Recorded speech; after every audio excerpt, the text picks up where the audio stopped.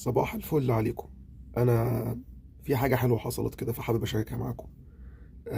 ما كنتش مصدق يعني لغايه لما شفتها. انا بفتح الكمبيوتر فلقيت جايه لي دعوه من، بصوا منين بقى، لحضور حفل تنصيب الرئيس دونالد ترامب. انا وست اشخاص معايا، ودي تفاصيل وازاي اتحرك. دي واشنطن دي سي يا جماعه، والمترو ازاي، ونوصل للمقر الحفلة ازاي، وكل الكلام ده. يعني مش سايبين اي حاجة.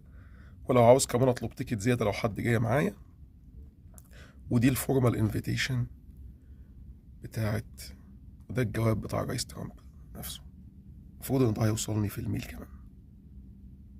دي الفورمال انفيتيشن.